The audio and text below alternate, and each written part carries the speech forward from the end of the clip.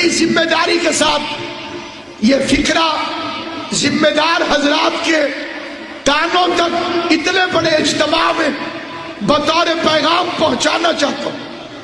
ازادار سے ٹکرانا، ازاداری سے نہ ٹکرانا۔ ازاداری اسلام کی ثقافت کا نام، ازاداری قوت دعائے فاطمہ کا نام۔ اس سے ٹکراؤ گے تو یزید سے زیادہ خطرناک حالات ہوں گے۔ بڑے بڑے ٹکرائے، بڑوں سے ٹکرائے، لیکن بات وہیں پہ ختم ہو گئی۔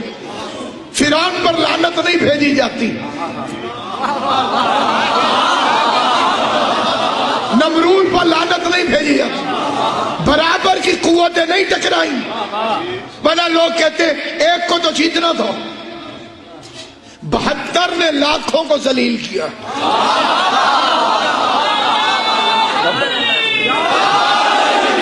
72 نے لاکھوں کو ذلیل کیا۔ کسی چھوٹے موٹے بادشاہ کا نام یزید نہیں تو، مسلمانوں کے نزدیک اچھے خلیفاؤں کی جتنی خصوصیات ہیں وہ اکیلے یزید میں تھی۔ پہلے والا بعد والے کو نومینیٹ کر جائے، مسلمان اسے پیغمبر کا خلیفہ مانتے۔ 6 آدمی کی شورا کسی کو منتخب کر دے، مسلمان اسے نبی کا خلیفہ مانتے۔ ووٹ پڑ جائے اسے بھی لوگ مانتے۔ تینوں خصوصیات یزید میں تھیں۔ پہلے والے نے نومینیٹ کیا تھا، سارے گورنروں نے بیعت کر لی تھی۔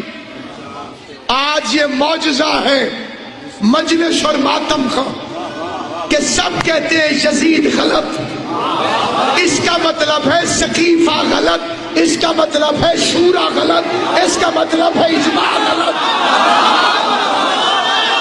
اس کا مطلب کیا؟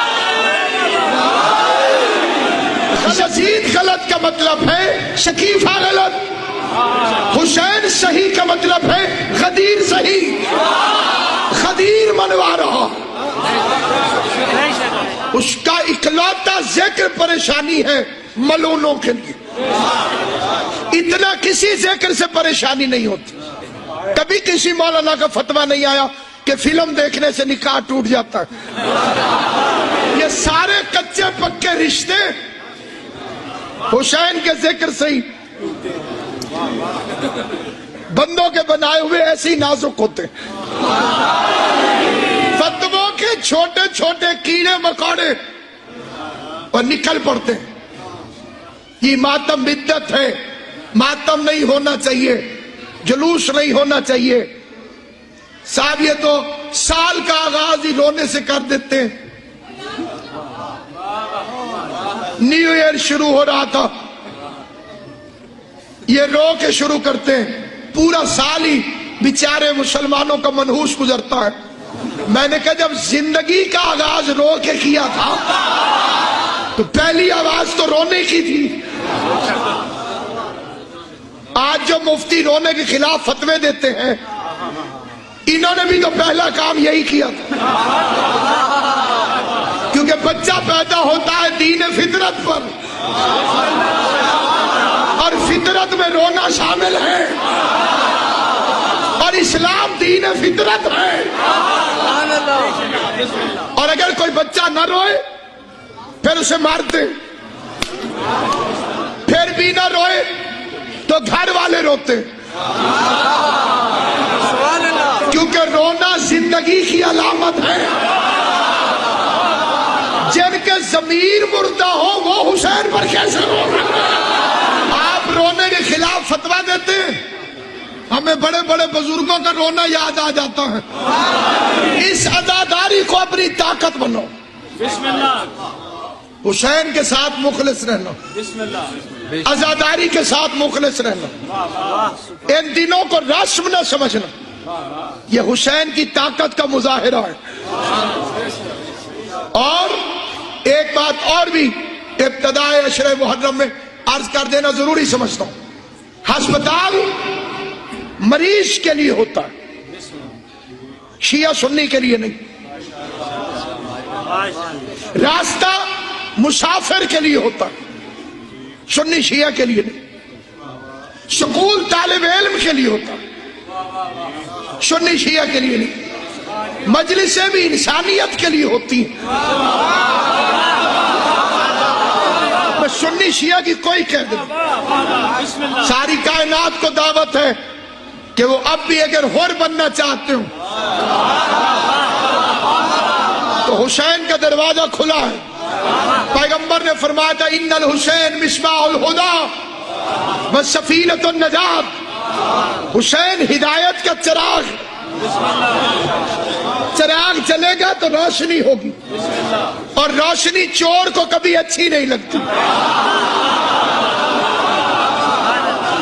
جتنے چور ہو ان کی خواہش ہوتی ہے اندھیرا۔ اسلام کا اصلی چہرہ اگر دیکھنا چاہتے ہو تو مجلس اعضاء کی روشنی میں دیکھو، یہاں قسمت نو بشر تبدیل ہوتی ہے۔ یہ وہ جگہ ہے جہاں مقدس فرض کی تکمیل ہو رہی ہے۔ فاذکرونی اذکرکم، تم میرا ذکر کرو میں تمہارا کروں۔ حسین نے نو کے نیزہ پر بھی ذکر کیا، اس کا یہی وعدہ تھا تم میرا ذکر کرو میں تمہارا کروں۔ حسین جب تک تھے وہ ذکر کرتے رہے، اب یہ چلتا رہے گا قیامت تک، کیونکہ یہ خدا کا وعدہ ہے، خدا کا وعدہ۔ کتنی خوش قسمت ہے وہ قوم جو اللہ کے وعدے کے پورے ہونے کا وسیلہ بن رہی ہے۔ حسین کی عزاداری ذکر حسین وعدہ پروردگار ہے۔ جب تک مجلسوں میں آتے رہو گے اللہ کے کام کرتے رہو، ماتم کرو گے اللہ کا کام کرو۔ اگر نہیں صاحب انہیں تو بد دعا ہے، بد دعا بھی ہے تو پھر ایک لمحے کے لیے اگر ہم یہ بھی مان لیں کہ بد دعا ہے تو پھر ہونے دو۔ اتنی بڑی بی بی کی بد دعا رد تھوڑی ہو سکتی۔